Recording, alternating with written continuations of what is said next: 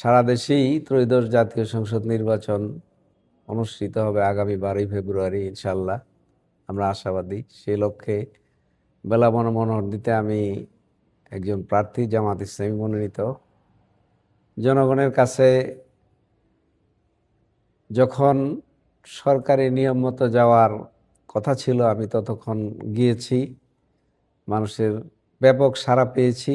এখনো বিভিন্ন স্থান থেকে বেলা এবং মনোহরদীর বিভিন্ন মানুষজন আমাকে ফোনে কথা বলে আশ্বস্ত করে এবং তারা সামনের নির্বাচনে দাঁড়িপাল্লাকে বিজয় করবে, এই জন্য তারা নিজস্বভাবে পরিশ্রম করবে, এই ধরনের আশ্বাস চতুর্দিক থেকে আমার কাছে আসে।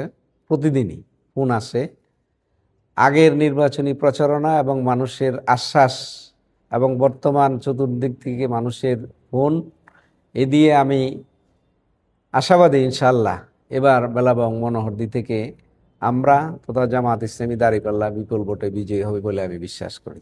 বেলাবং এবং মনোহরদীর দীর্ঘদিন যে সমস্ত সেক্টরগুলো, বিভাগগুলো উন্নয়ন বঞ্চিত, সুবিধা বঞ্চিত, সেই সেক্টরগুলো থেকে, সেটা কৃষি হোক, শিক্ষা হোক, স্বাস্থ্য হোক, বিভিন্ন অবকাঠামো হোক, রাস্তাঘাট হোক, সেই জায়গা থেকে আমার উন্নয়ন কাজ প্রথম শুরু হবে। এছাড়াও বেকার যুবকদের কর্মসংস্থান, বেকারত্ব দূরীকরণে বিভিন্ন পদক্ষেপ, মহিলাদের নিজেরা যাতে ঘরে বসে কাজ করতে পারে সেক্ষেত্রে আমরা কিছু পদক্ষেপ নিব। এবং আমাদের বেলাব মনোহরদীতে নেশার ব্যাপক ছড়াছড়ি আছে, যার পিছনে বহু মানুষ ঘুরে জীবনটাকে নষ্ট করছে, বহু পরিবার নষ্ট হচ্ছে, সমাজ নষ্ট হচ্ছে। সেদিকে আমরা নজর দিব যাতে এই নেশা যারা করে তারা নেশা থেকে ফিরে আসে, আমরা তাদেরকে অন্যদিকে ডাইভার্ট করব, কাজ দিব, তারা স্বেচ্ছায় সেখান থেকে যাতে ফিরে আসে। এই ধরনের উৎসাহমূলক, প্রেরণামূলক এবং তাদের আশা আকাঙ্ক্ষা বাস্তবায়ন হয়, তাদের ব্যক্তিগত, পারিবারিক, সামাজিক জীবন সুন্দর হয়, সফল হয়, এমন ধরনের ব্যবস্থা আমরা করে দেওয়ার চেষ্টা করব ইনশাআল্লাহ। বেলাবো এবং মনোহরদীতে একটা ইন্ডাস্ট্রি আছে রুগ্ন, এটা আমি যতটুকু জানি যে কোনো সময় বন্ধ হয়ে যেতে পারে।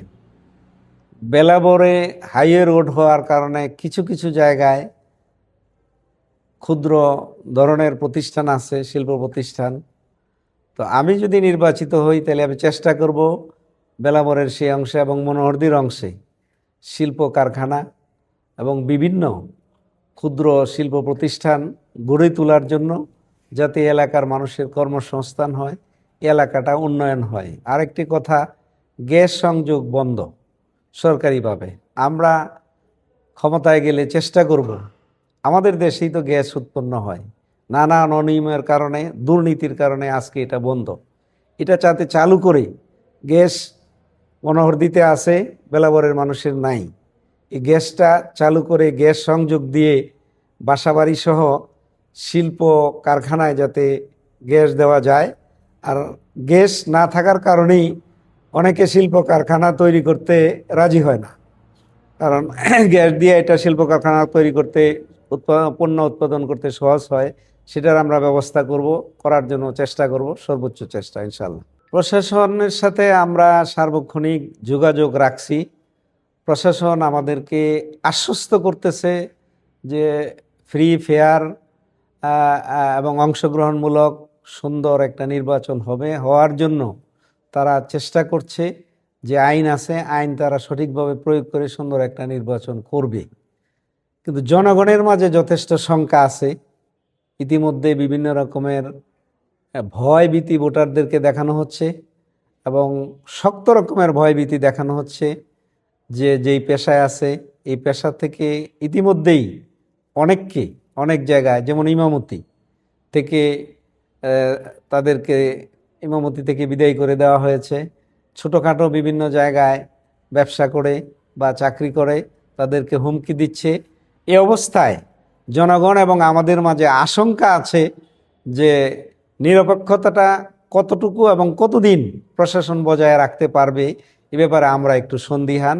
তবে এখন পর্যন্ত যতটুকু আছে আমরা মোটামুটি ভালোই আছে বলে আমরা মনে করি।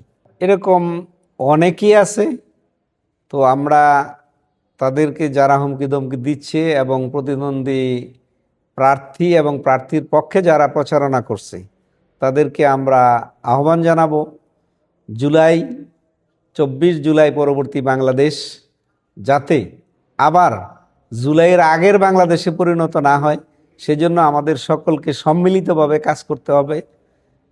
অনেকেই হয়তো কর্মীদের মধ্যে আমাদের প্রতিপক্ষ কর্মীদের মধ্যে অনেক অতি উৎসাহী কর্মী আছে, নেতা আছে, যারা অনেক সময় অনেক কথা বলে ফেলে। এই কথাগুলো আমাদের কানে আসে, যদিও আমাদের কাছে সেই ডকুমেন্ট আছে, তারপরেও আমরা এটা নিয়ে বাড়াবাড়ি করছি না।